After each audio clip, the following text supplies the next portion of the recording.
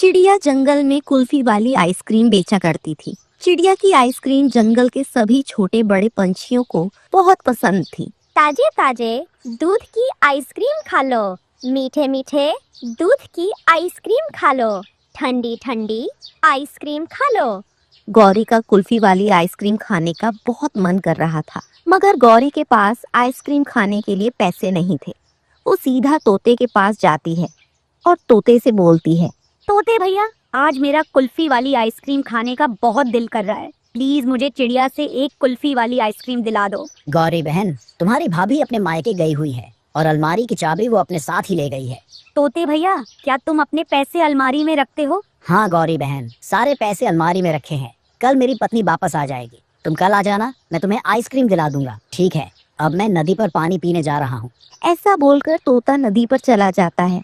तोते की अलमारी का ताला तो मेरा कालू आसानी से खोल लेगा। फिर गौरी वहाँ से अपने घर वापस चली जाती है। कालू तो पूरा दिन घोड़े बेचकर सोता ही रहता था।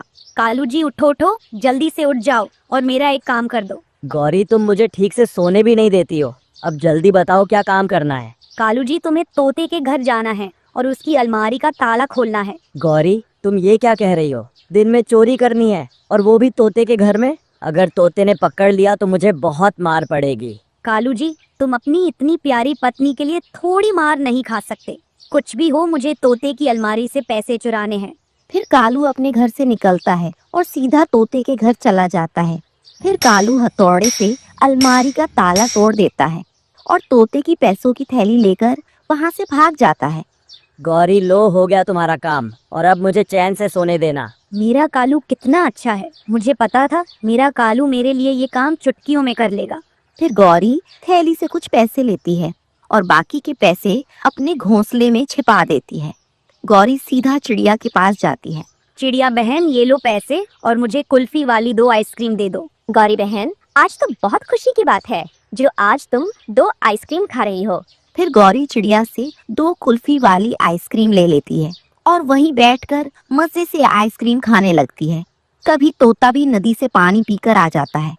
रास्ते में गौरी को आइसक्रीम खाता हुआ देखकर वो उसके पास चला जाता है। गौरी बहन, एक आइसक्रीम मुझे भी दे दो। तोते जाओ और अपने घर से पैसे लेकर आओ, तब अपने पैसों से आइसक्रीम खाना। गौरी बहन, जब तुम मेरे पैसों से आइसक्रीम खाती हो, जरा वो भी समय तो याद करो। मोटी चोंच वाले, अब भागो यहाँ से। जब मैं तुमसे पैसे लूंगी तब देखा जाएगा। फिर तोता अपने घर चला जाता है। अपने घर की अलमारी खुली देखकर तोता रोने लगता है। मैंने गौरी को क्यों बताया कि मेरे पैसे अलमारी में है? ये मुझसे बहुत बड़ी गलती हो गई, मुझे उसे नहीं बताना चाहिए था। तोता जल्दी से अपने घर से निकलता है और चिड़िया के पास जाता है। चिड़िया बहन, गौरी कहाँ गई? गौरी तो आइसक्रीम खाकर अपने घर चली गई। चिड़िया बहन, वो गौरी मेरे घर से अलमारी का ताला तोड़कर पैसे चुरा लाई है। तोते भैया, तभी आज गौरी 2 आइसक्रीम खाकर गई है। तोता रोता हुआ वहाँ से चला जाता है। फिर गौरी हर रोज चिड़िया से आइसक्रीम लेकर मजे से खाती रहती है। गौरी बहन, 2 दिन पहले तोता बता रहा था कि तुमने उसके घर से पैसे चुरा लिए हैं। चिड़िया बहन, वो मोटी चोंच वाला झूठ बोल रहा है। उस दिन मैंने आइसक्रीम देने से मना कर दिया था, इसलिए ऐसी उल्टी सीधी बातें बनाने लगा होगा। कुछ दिन बाद गौरी ने जो पैसे चुराए थे वो खत्म हो जाते हैं। कालू जी, मुझे पैसे दो, मेरा आइसक्रीम खाने का मन कर रहा है। गौरी, मेरे पास क्या पैसों का पेड़ लगा है जो तुम्हें पैसे दे दूं? रात होने का इंतजार करो, मैं रात को किसी के घर से चोरी कर लाऊंगा। मीठे मीठे दूध की आइसक्रीम खा लो, ठंडी ठंडी आइसक्रीम खा लो। कालू जी, चिड़िया आइसक्रीम बेचने आ गई है। मैं तोते के पास जाकर उसको पागल बनाकर पूछती हूँ कि अब वो अपने पैसे कहाँ रखता है। फिर गौरी तोते के पास जाती है। तोता तो गौरी से पहले ही गुस्सा था। वो गुस्से में नदी किनारे बैठा हुआ था। मेरे प्यारे तोते भैया, अगर मुझे फिर से पैसे मिले तो इस बार मैं तुम्हें आइसक्रीम जरूर खिलाऊंगी। तुम जाओ यहाँ से, मुझे तुमसे बात नहीं करनी। तोते भैया, ठीक है, बात मत करो, लेकिन मुझे कुछ पैसे उधार दे दो। कल तुम अपने पैसे वापस ले लेना। तोता भी चालाक था। वो गौरी को सबक सिखाना चाहता था। वो गौरी से कहता है, इस बार मेरी पत्नी ने पैसे पहाड़ों वाली गुफा में छुपा कर रखे हैं। मैं तुम्हें वहाँ से पैसे लाकर कल दे दूंगा।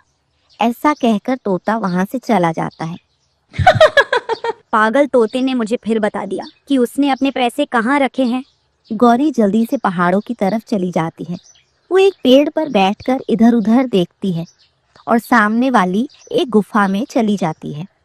उस तोते के बच्चे ने बहुत दूर आकर पैसे छुपाए हैं, लेकिन मेरा नाम भी गौरी है। मैं पैसे ढूंढ ही लूंगी।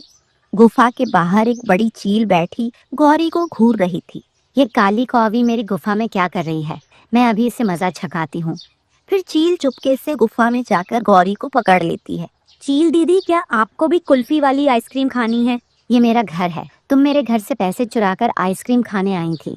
चील दीदी, मुझे तो उस मोटी चोंच वाले तोते ने बताया था कि उसने इस गुफा में पैसे छुपाए हैं।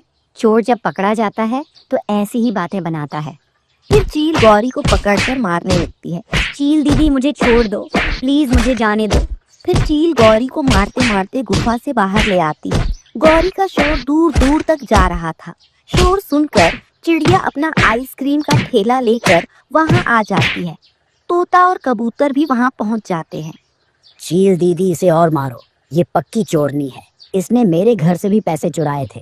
गौरी बहन, ऐसे किसी के पैसे चुराकर आइसक्रीम खाने से अच्छा है तुम आइसक्रीम ना खाया करो। चिड़िया बहन, प्लीज मुझे एक बार चील से बचा लो। मैं वायदा करती हूँ फिर कभी चोरी नहीं करूँगी। फिर चिड़िया एक आइसक्रीम निकालकर चील को देती है। चील दीदी, ये आइसक्रीम खाओ और अब ठंडी हो जाओ। फिर चील चिड़िया से आइसक्रीम लेकर खाने लगती है। चिड़िया, इतनी स्वादिष्ट आइसक्रीम की वजह से मैं इस कौवी को छोड़ रही हूँ। फिर चिड़िया सभी को आइसक्रीम दे देती है। गौरी रोते हुए वो आइसक्रीम लेकर खाने लगती है। तोते, तुमने मुझे धोखे से यहाँ भेजा था। याद रखना, मैं तुमसे बदला जरूर लूंगी। मुझे भी मिट्ठू कहते हैं। अगर फिर से मेरे घर चोरी की तो चील से तुम्हें कोई नहीं बचा सकता। गौरी थोड़ी आइसक्रीम खा लेती और फिर तोते से लड़ाई कर लेती। ये देखकर चिड़िया चील से कहती है, चील दीदी, गौरी तब से लड़े जा रही है, इसे फिर से पकड़ लो। ये सुनकर गौरी तो वहां से भाग जाती है और वो सब ये देखकर हंसने लग जाते हैं। सभी छोटे बच्चे स्कूल आए हुए थे, मगर आज गुड़िया स्कूल नहीं आई थी। तोता टीचर बच्चों से बोलता है, बच्चों, आज क्लास में गुड़िया नजर नहीं आ रही। क्या तुम सब में से कोई जानता है कि गुड़िया आज स्कूल क्यों नहीं आई? टीचर जी, मेरा घर गुड़िया के घर के पास ही है। मेरी मम्मा कह रही थी कि आज गुड़िया के घर मेहमान आ रहे हैं। मम्मा, मेरी अभी शादी की उम्र नहीं हुई है, इसीलिए मैं अभी शादी नहीं करूंगी। गुड़िया बेटी, तुम्हें तो मालूम है ये रिश्ता तुम्हारे पापा ने किया है और ऐसे रिश्ते बार बार नहीं मिलते बेटी। लेकिन मम्मा, मुझे अभी अपनी पढ़ाई करनी है। मुझे अभी टीचर बनना है। बेटी, शादी तो एक दिन होनी ही है। आप अपने पापा की बात मान लो और शादी के लिए हाँ कर दो।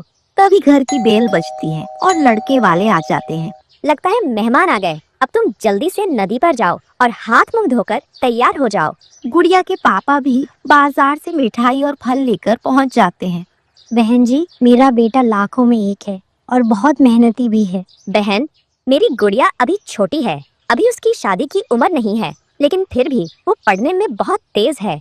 वैसे गुड़िया अभी कहाँ है? यहाँ दिख नहीं रही। वो अभी नदी पर गई है, वो बस आने ही वाली होगी। मैंने गुड़िया को स्कूल जाते हुए देखा है। वो मुझे बहुत पसंद है। बस मेरा बेटा उसकी एक फोटो मांग रहा था। गुड़िया अभी आने ही वाली होगी, तब तक आप ये मिठाई और फल खाएं। सहेली, मैं क्या करूं? मम्मा पापा से मैं कुछ बोल भी नहीं सकती, मगर मैं अभी शादी करना नहीं चाहती। तुम कैसे भी मेरी मदद करो। मैं आंटी से बात करके देखूंगी, आंटी मेरी बात मान जाएगी। बच्चों की बात बड़े कहाँ मानते हैं, अपनी तो हर बात मनवा लेते हैं। अच्छा, अब मैं घर जा रही हूँ, मम्मा मेरा इंतजार कर रही होंगी। फिर गुड़िया अपने घर चली जाती है। गुड़िया की होने वाली सास गुड़िया की कुछ फोटो लेती है और अपना बैग उठाती है। अब मैं जा रही हूँ, आप लोग हमारी तरफ से बात पक्की समझो। आने वाले अगले रविवार को हम शादी कर लेंगे, क्योंकि उसके बाद मुझे किसी काम से दूसरे जंगल जाना है। अच्छा होगा अगर मेरे जाने से पहले हम ये काम निपटा दें। गुड़िया मूर्ति बनी सब कुछ चुपचाप सुन रही थी। गुड़िया की सास उसे 100 रुपए का नोट पकड़ाती है और वहाँ से चली जाती है। गुड़िया की सास तो बहुत अच्छी है, मेरी बेटी अपने घर में बहुत खुश रहेगी। दूसरे दिन चिड़िया अपनी बेटी से कहती है, गुड़िया चलो मेरे साथ, हम आपकी शादी के लिए लहंगा ले आए। मम्मा मुझे लहंगा नहीं पहनना, मुझे शर्म आती है, क्योंकि वो तो बड़ी बड़ी दुल्हनें पहनती है। ये सुनकर उसके मम्मा पापा हंसने लगते हैं। बेटी आप भी तो दुल्हन बनोगी, मेरी बेटी दुल्हन बनकर बहुत सुंदर दिखेगी। चिड़िया जब अपनी बेटी को लेकर लहंगे की दुकान पर जाती है तो रास्ते में गुड़िया के टीचर उन्हें मिल जाते हैं। गुड़िया बेटी, आप 2 दिन से स्कूल क्यों नहीं आ रही हो? टीचर जी, आप मम्मा से पूछ लो। वो हम सब गुड़िया की शादी कर रहे हैं और मेहमान भी आए थे, इसलिए गुड़िया स्कूल नहीं आ सकी। बहन जी, गुड़िया तो अभी बहुत छोटी है, ये अपनी ससुराल की जिम्मेदारी कैसे उठाएगी? एक चिड़िया को अपना पूरा घर संभालना होता है। वैसे भी इतने छोटे पे शादी करना कानूनन जुर्म है। गुड़िया बेटी, चलो, हमें देर हो रही है। फिर चिड़िया अपनी बेटी को दुकान पर ले जाती है और उसे तरह तरह के लहंगे दिखाती है। गुड़िया, क्या तुम्हें ये लाल रंग का लहंगा पसंद है? कोई सा भी लहंगा ले लो, मुझे सब पसंद है।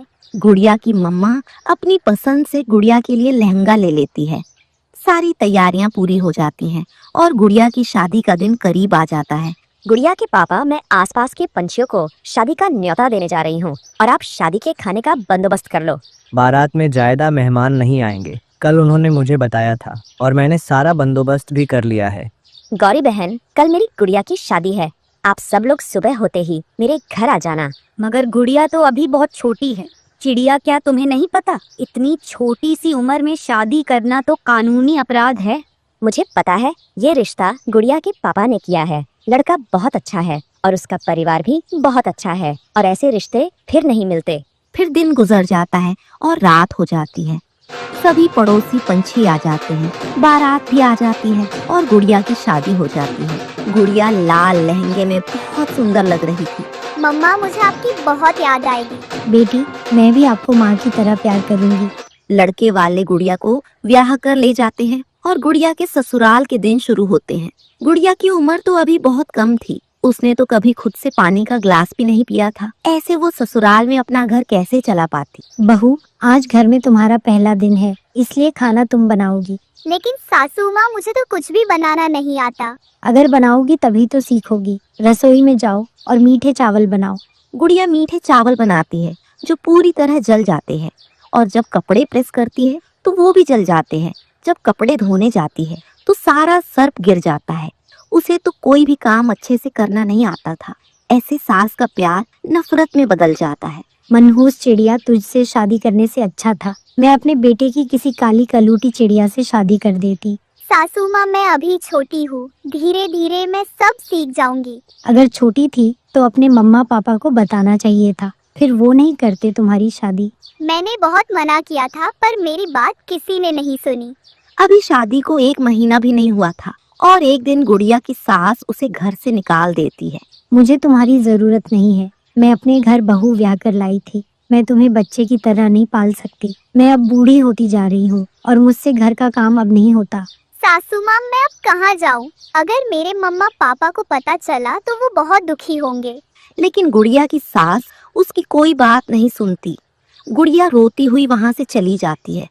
वो अपनी सहेली के घर जाती है। चुप हो जाओ गुड़िया, मैं आपके साथ चलती हूँ। फिर गुड़िया की सहेली उसे घर लेकर जाती है।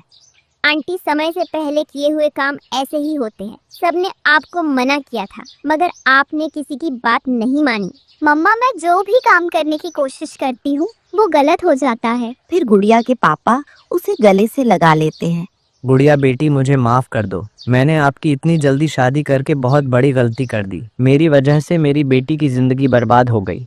कौन कहता है मेरी गुड़िया की जिंदगी बर्बाद हो गई है? मेरी बेटी अब स्कूल जाएगी और एक दिन टीचर जरूर बनेगी। फिर गुड़िया रोते हुए अपनी मम्मा के गले लग जाती है।